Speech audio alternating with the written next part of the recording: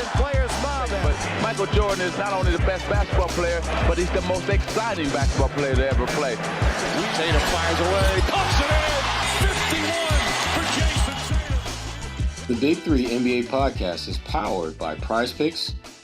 Hello, folks. Welcome to another edition of the Big Three NBA podcast. I am Sherrod Blakely, joined by the one and only Josue Pavon. What's up, man? Nothing much, man. Still thinking about that crazy game at the Garden. That was quite a show for the Thunder against the champion Celtics. It was, and it could very well be a preview, and we all hyped it up to be a potential preview of the NBA Finals this year. The final score was relatively close, and the game was relatively close, but didn't go quite how I think most people thought it would go. From the standpoint of the Celtics were living and dying by the three-point shot pretty much all game long, and OKC mixed in a little bit of this, a little bit of that, but man, they're good, man. I mean, and for those of us on the East Coast who have not seen a lot of them, Josue, how different was what they were doing against the Celtics from what you've seen them do this year? Or was it pretty much the same old? It was pretty much same old, but just the way they were able to neutralize Jaylen Brown, I thought was key. I mean, not only when it comes to giving him different defenders, but I just thought the way they just took away his space made him super uncomfortable, and I don't know how often that's happened this year. Obviously, I haven't watched as many Celtics games as I watched the Thunder, but I mean, that's the kind of defensive approach you want to see, especially in the playoffs when they're playing some of these better wings in the Western Conference. I mean, it's so hard to predict what that's going to look like. I mean, that 2 seed alone changes like every 2 weeks. If you look at it, I mean, right now, a week ago it was the Lakers. It switches up. I mean, the Nuggets are in the mix as well. So all that's going to play a part into who the Thunder play. Essentially throughout that path to the finals. That I think they're good enough to reach. But as we said before you hit record, Sherrod, there's always those teams that can just surprise you. Especially out west where it's so unpredictable. I mean, who predicted the Dallas Mavericks to be there, last year? And then look what's happened to that organization over the past 2-3 weeks, ever since the Luka Doncic trade. It's just been one disaster after another. So it's hard to say, but man, they just continue to convince people that this is their year, that they're going to make it at least to the NBA Finals. And from there, who knows? Who knows what happens? Yeah, I mean, in that game the other night, Tatum had 33, 8, and 8. Al Horford had a double-double with 18 and 10, 6 dimes, couple blocks. Your boy Shea was doing what Shea do, 34, 7, and 5. And Chet Holmgren, who we had not seen earlier this year, he reminded everyone why he's a pretty damn good player with 23 and 15. But when you look at all the guys that were standing out and playing really well, ultimately it's about how their individual or their respective teams do. And both teams obviously wanted to win this game, but from your perspective, Josue, who needed this win more, the Celtics or OKC? I think OKC did. I really do believe that. I mean, I was a little surprised when I asked Shai Gilgeous-Alexander how significant this is, because normally even when I feel like he wants to say more, he typically holds back, and a lot of that has to do with just the way things are with the Thunder, especially the kind of coach and Mark Daigneault, who's just like, look, every game, this is 1 of 82. It's all about the playoffs, all about the future goal. We don't take any particular matchups or weigh it heavier than any other, which obviously is hard to admit is true for some players, but they do a good job of fronting. But Wednesday night, SGA couldn't front. He was like, man, this is huge. This is a huge win. We did it here again, beating the champions again, doing it in their house, doing it without J-Dub, without Jalen Williams, who's coming off his first All-Star appearance. It's significant, and especially when you have someone like Chet who was able to pick up that, that production offensively. But then you remember, wait a minute, like this is who he is, or this is, the sample size we saw before the pelvic injury, 10 games into the regular season, another setback of a series of setbacks throughout his career. I mean, he even told us not too long ago that he's not sure he'll ever be 100% this season. However, he looked damn good out there. And it's really encouraging for this team when you look at the fact that he was coming off his first back-to-back of the season. Yes, they split that mini-series against the Denver Nuggets, the big MVP matchup, Jokic versus Shai Gilgeous-Alexander. but they also learned a lot about themselves in those 2 games, and especially someone like Chet. I think it did instill confidence in him, and to go out there and perform at a high level the way he did at TD Garden, I think is significant. And of course, so is this win. So yeah, I mean, to answer your question, Sherrod, I think they really needed this. It's one of those wins where Mark Daigneault says, we're a better team because of this win. And I think this one resonates with this team more than any other win throughout this entire season. Yeah, I mean, they just seem to come up with a different kind of vibe, different kind of energy, a different level of focus that the Celtics were never, ever able to really kind of corral and get comfortable with and start executing the way that we've seen the Celtics do. And obviously, some of that has to do with the fact that they're the champs. And every game that they play in the regular season, no matter how good the opponent is, it pales in comparison to what they are accustomed to as far as being big games. You don't want to, diminish the games and put them in the same bucket as Tuesdays in Charlotte, but playing OKC, as good as they are, it doesn't quite hit the same as, let's say, a second round matchup against a team that isn't maybe as good as them, but it's the playoffs nonetheless. So those are some of the things definitely that the Celtics are kind of coming into play. And the other thing that I want us to talk a bit about is the Jays. And normally when you talk about the Jays, it's, you talk about Jaylen and Jason. No, I'm talking about Jaylen and J-Dub, who you touched on a little bit earlier. Hey, okay. You got me different. Okay, I thought you meant the Celtics Jays. Okay. No, we talk about that other Jay, too, who was not, as you pointed out earlier, he was not at the game dealing with injury. How important is he to this team's chances of succeeding? Because obviously they were able to win without him. But in the grand scheme of things, how valuable is he to their chances of bringing home a chip? Super important, Sherrod. Honestly, I feel like he gets overlooked. I mean, if I had to make a list of the most underrated players, even though he's an all-star, he'd be probably at the very top of that list. I mean, I just think, yes, he's still young and, he's still coming into his own. But when you look at what he does and what he means to this team on both ends of the floor, it's incredible. I mean, the defense, I thought that, without having him in there, maybe Jalen would have a better night. But of course, that wasn't the case. But typically, he's the one defending those better wing offensive players. The backcourt has always been Lou Dort, Wiggins, Wallace, guys that really step up defensively. If you look at this season in terms of like high offensive production, guards, they typically struggle against those guys. But when it comes to the wing, I mean, that's Jalen's assignment most of the time, and he does a damn good job at it. Especially when he's able to build off of that, and that creates his offense. That happens a lot. He can get out to a slow start offensively, but then he really gets going, especially after halftime, and especially when SGA is not out there. He sort of just takes control of things. He can shoot, he's a reliable 3-point shooter. He can drive. He's really hard to stay in front of. Kind of reminds me of a kind of like a young Kawhi Leonard, if you will. Like something like that, like when he had the braids and still in the Spurs. I was going to say, he had the Kawhi braids for a minute. Yeah. It kind of reminds me of that. See flashes of that sometimes when he's really in his bag and can put together, 8-10 points in a row and really score in a hurry. So he's big for this team. He's not traveling with them. They have 2 more stops after Boston. So hopefully he'll be okay when they get back. But yeah, he's a big part of what they do on both ends of the floor. Real hustle guy as well. Can get you steals, blocks, all that. He feels a stat sheet. I mean, if you have him on your fantasy team, people watching here, you know what I'm talking about, man. He's that dude, and he can you could slot him into every position except for the point guard. So that says a lot of what he does, and especially for the fantasy owners out there who have him, they know what I'm talking about. But yeah, man, that stuff also translates on the court as well. It's not just on the in the box score.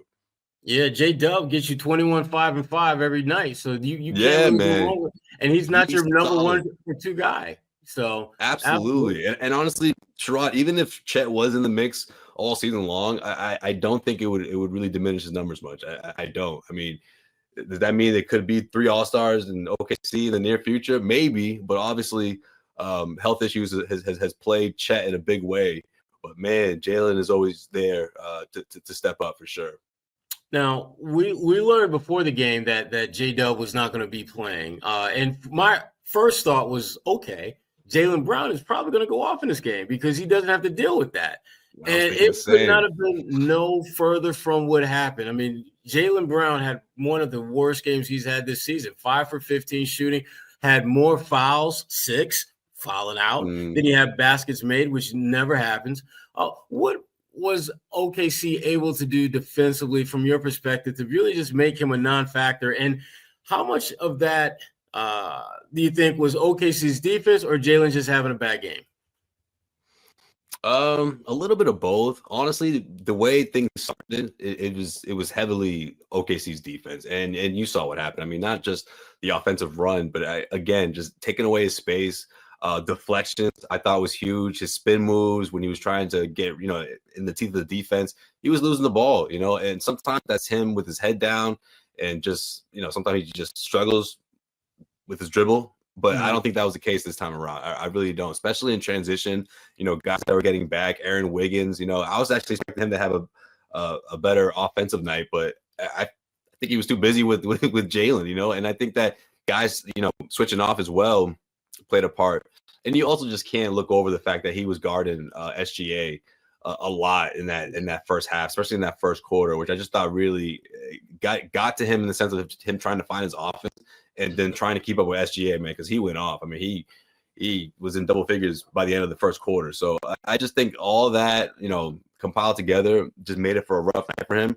And even when I thought that he would find his offense, easier, or I should say, he would fight through it, get to the bucket, get to the free throw line in the second half. It never really happened, So I was kind of surprised by that. But at the same time, and you look at what the OKC Thunder were doing and just grabbing that momentum, especially in the fourth quarter when it mattered most, that run really made the difference for them to build a 9-point lead with only 2 minutes left. It just really put the Celtics in a tough spot. Yeah, and that run you talk about in the fourth quarter, the Celtics have become very comfortable with getting a certain player to really carry them in the fourth quarter. And his name ain't Jason Tatum. His name ain't Jaylen Brown. His name is Derek White. And Derek could not quite, summon up that fourth quarter mojo that he usually has. And even though he had a really good line for the end of the game, 22 points, 8 boards, 5 dimes, he was never able to put that fourth quarter imprint on the game that he's used to.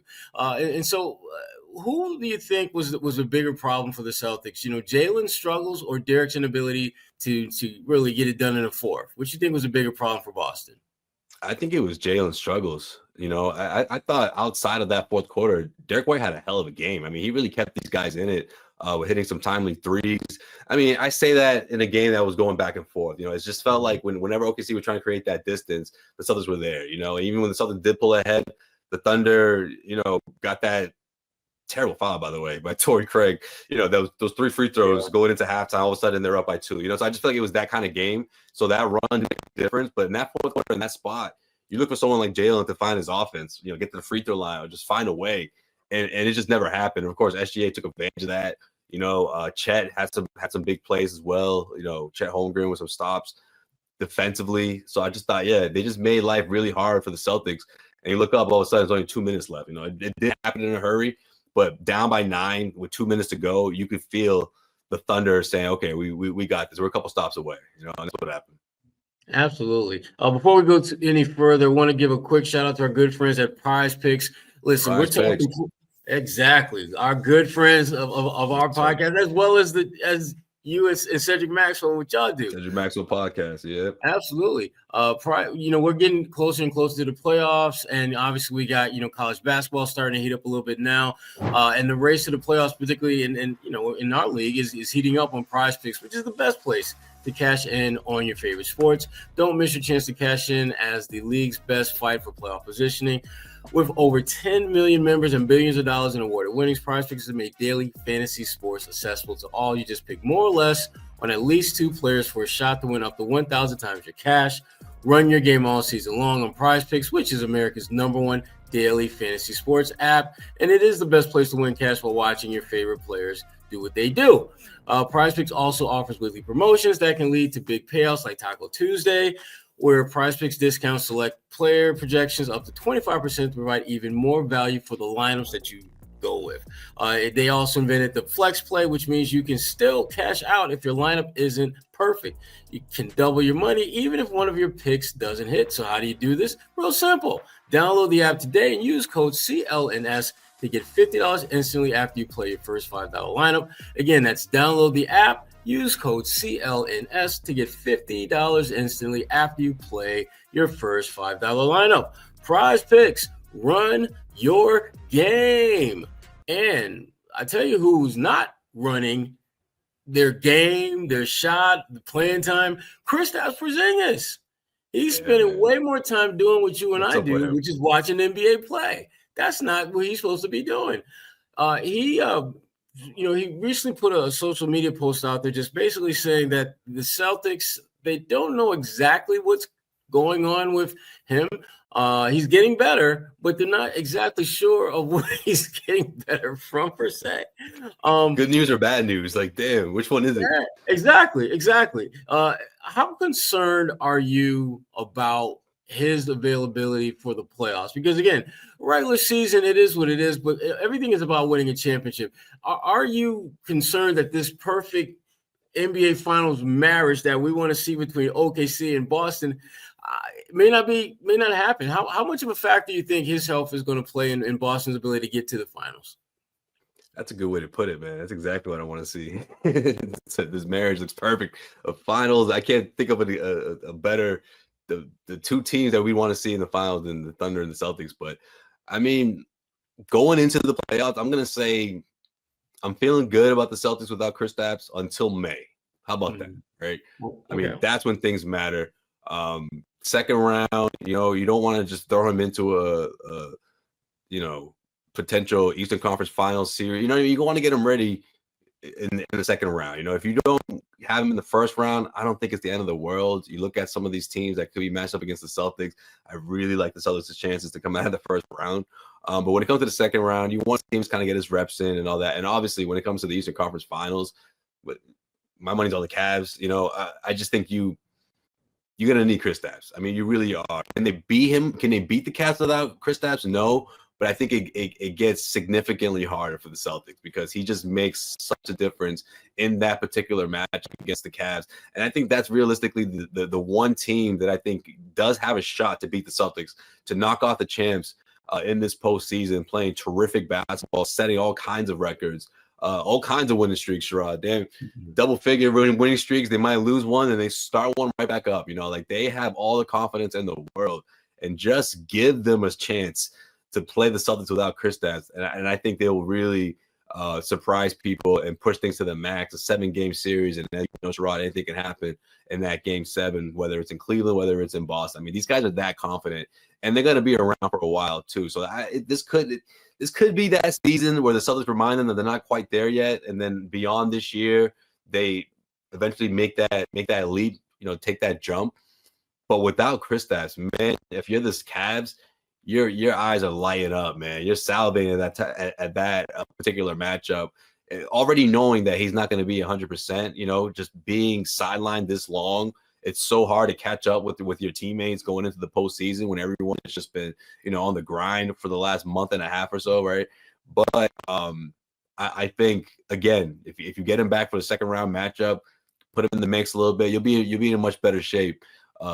Going up against in a potential matchup against the Cavs in the Eastern Conference Finals.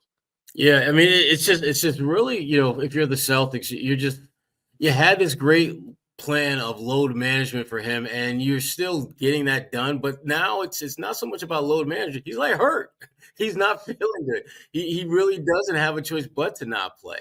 And it just feels as though this year, for them to really get back to where they were last year, which is the NBA Finals and winning it all, they're going to need more from him than they got last year. I mean, it just felt as if they were, they were that the person at the casino who just keeps, 7-11, 7-11, 7-11.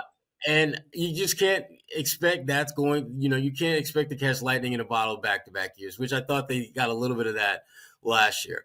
But it just seems as though the way things are taking shape, there's only like maybe 4 or 5 teams that are going to make a serious run, and they're going to need some help. They're going to need some series matchups that play in their favor.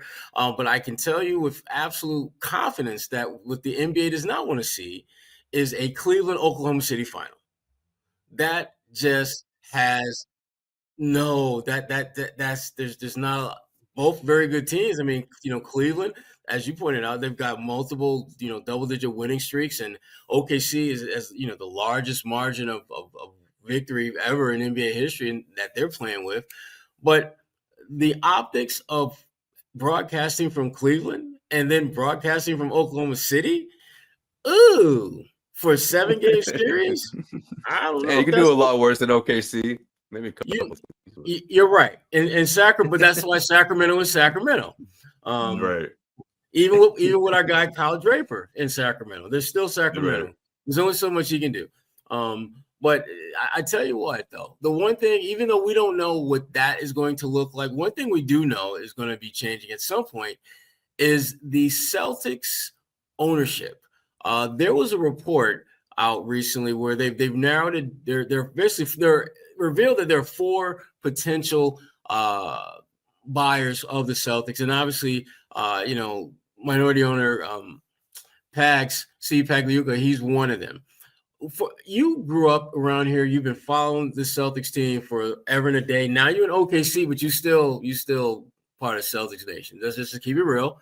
Of course, yeah. What would you, put the Josue fan cap on for a second? What would you want to see in the next ownership group? Because obviously there's a lot of people that like what the current group is doing. But if they're passing the baton on to someone else, what would you want that next ownership group to look like and be like?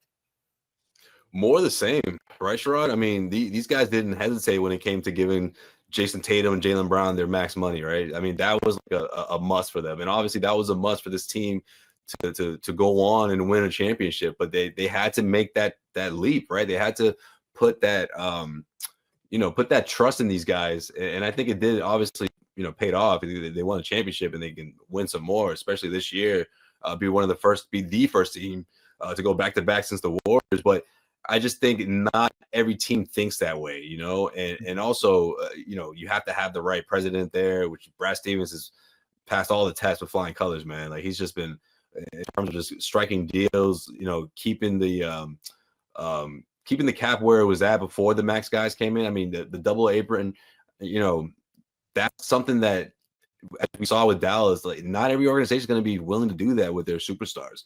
And I think for the Celtics to not say or not buckle to the pressure of saying, oh, maybe we need to trade one of them and just to cut our losses and not pay them. No, they saw that these two can play, alongside one another. They just need a different supporting group. And that's exactly when you have someone like Brad Stevens to step in. So, like, obviously it's not just about paying the guys, but you have to make the right moves. You have to put together the right roster. So I think with someone like Brad Stevens, that's a humongous advantage to have in the front office. And when you have a new ownership, coming in and taking over, they're gonna have to make some tough decisions, right, Sherrod? I mean, you can't keep the team together for the next 5 or 6 years. You're gonna see some drastic changes within the next couple of years. So they have to prepare themselves for that, but obviously not be willing to, cut ties with guys due to dollars, or say to themselves, oh, okay, well, they got championship or so, maybe we don't need to keep these two together, or maybe we don't need to re-sign this third player. They have to do what's best for the team. And I think having someone like Brad Stevens makes that job a lot easier when you have someone, again, in the front office with a crazy resume of success, knows what he's doing, and has really done an incredible job of bridging the gap from Danny Ainge to this next era, bringing guys back, guys in or back, I should say, like Al Horford, putting the picks on the table, future first round picks, whatever the heck the Spurs wanted to get someone like Derek White, and knowing that was gonna, play itself out the right way, the way it has, and it's been incredible. I mean, making that tough decision to trade for, trade market smart, to get someone like Kristaps, knowing that's what was best for the team. I mean, so many organizations would just kill for someone like that, and to have that advantage, I just think, again, if you're going to a new, ownership, they have to obviously be on the same page and obviously have to be willing to spend. So I'm just going to say more of the same, to be honest, Sherrod, because that wasn't always the case.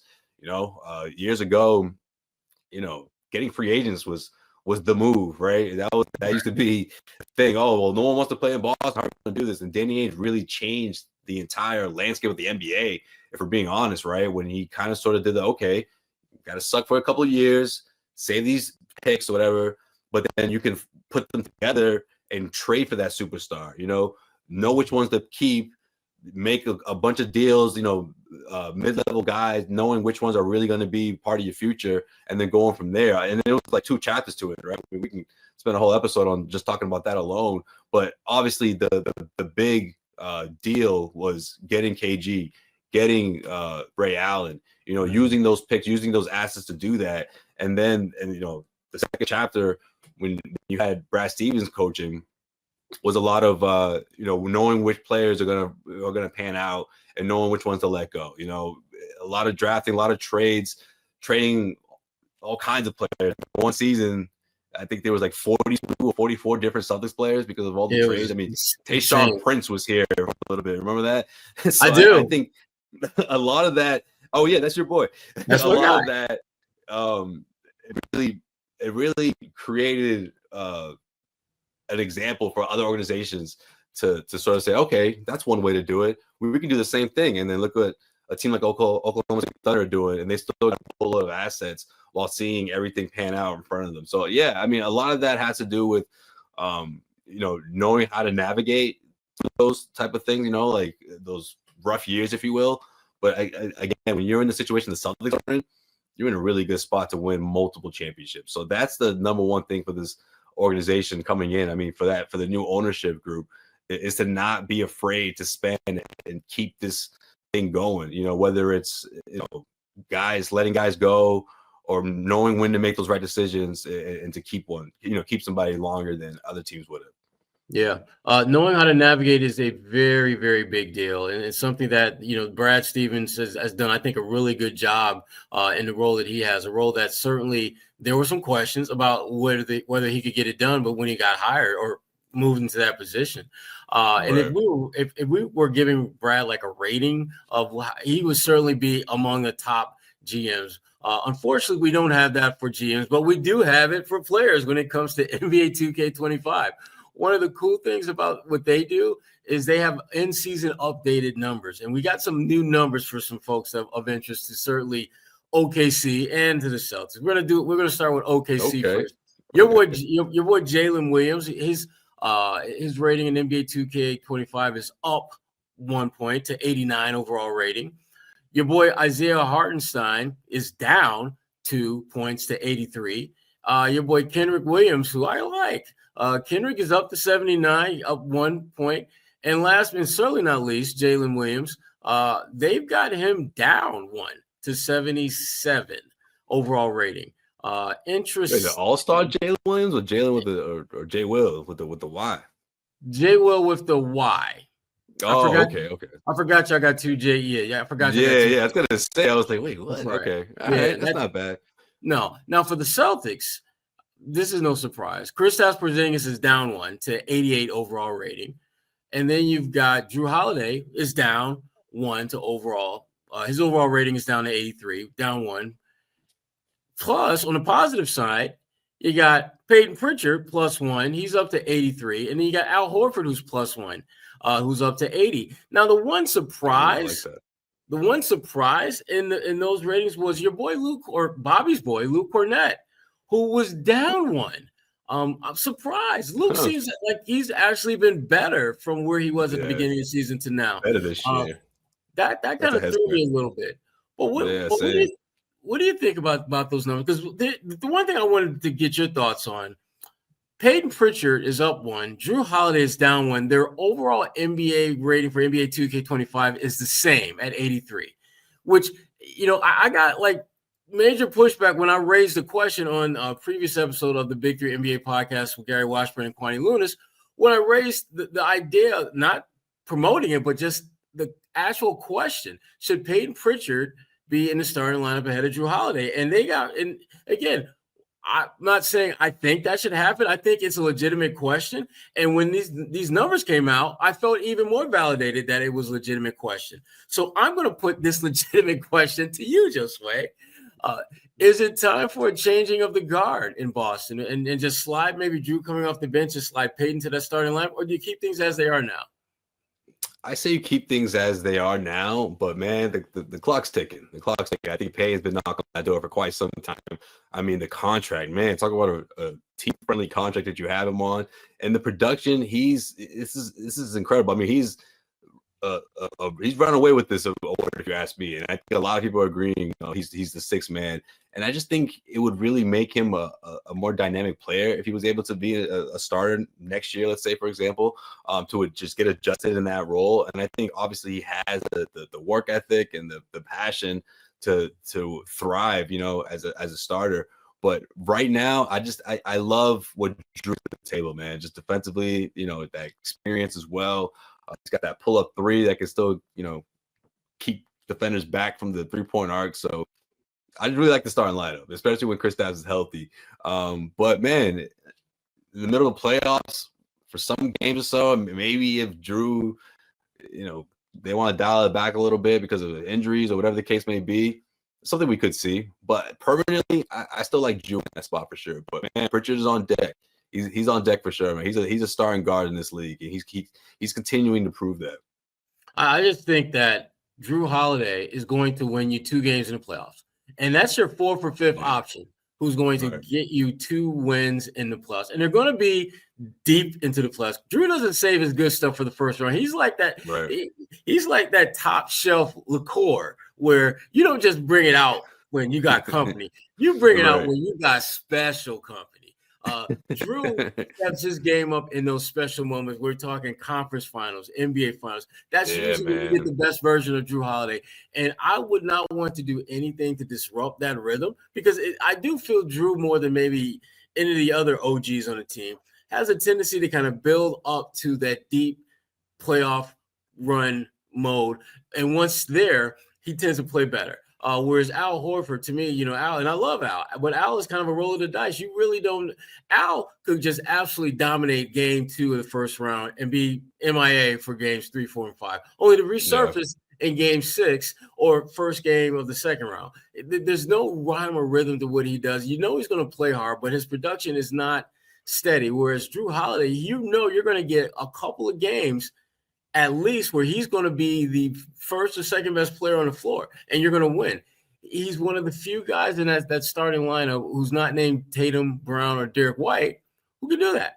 So I'm big on Drew staying with that starting group, but I do think the question is a legitimate one, and that was a point that I was trying to make to Gary Washburn. He couldn't quite grasp that concept that you can actually raise a question. Keep Pritch on the bench. I can hear him saying that. he couldn't quite grasp the concept of raising a question that you don't necessarily feel a certain way about. Like, just because I'm asking about Pritchard maybe starting doesn't mean I think he should start. I'm raising the question. And I'm glad these NBA 2K numbers came out because for me, they justify the question. I mean, if both players have the same rating, there's some people who think that they're comparable in many respects. You pulled up them receipts quick. I like that. I like that. You were like, and trust got evidence. We're gonna have this conversation next week. When me and G Money and Quanty get back together, we're gonna have this conversation, and I will whip out these same receipts. Facts. I'm gonna tune in for that. Absolutely. And before we forget, we're gonna head out on that note. But before we get out of here, one more shout out to our good friends at PrizePicks, exclusive daily fantasy partner of CLNS Media Network. And Josue, let them know where they can find your content both on our platform as well as outside. Oh yeah, absolutely, man. Cedric Maxwell podcast, CLNS under the same umbrella on YouTube, all that good stuff as well. I mean, look, on Twitter at Joe_Sway. Clutch Points, plenty of articles. You can follow me on Twitter as well, but also check out Clutch Points, man. It's not just OKC. It's just every sport you could think of, especially NBA. Plenty of content there as well. I do a little articles here and there for other teams, but of course my focus are the Oklahoma City Thunder. But yeah, check me out, man. It's gonna be really fun from this point going to the playoffs just around the corner. But yeah, check us out, Clutch Points, and also Thunder Nation on Facebook. For your OKC fans out there who really want it, yeah, check out all our Thunder content there. Absolutely. And hopefully, we'll be crashing on Josue's couch in late May, early June for the NBA Finals. Comes through. I got the spot, Sherrod. You could walk to the arena, man. It's great. It's something I'm not used to, for sure. Yeah, and we can talk more about Bricktown and how it's not so bad. It's not so bad. Yeah, exactly. It's not so bad. Got the canal. It's gonna be the weather's gonna be perfect. Yeah, man. I could campaign all day. I forgot we had that conversation after the game. But yeah, absolutely, man. Bricktown's on the come up, man. Look out. I hear you. Well, that's it for us today. Sherrod Blakely, Josue. Folks, thanks for tuning in. Don't forget to download this at all your podcasting apps. And just give us a like when you get a chance, and give us a love if you can.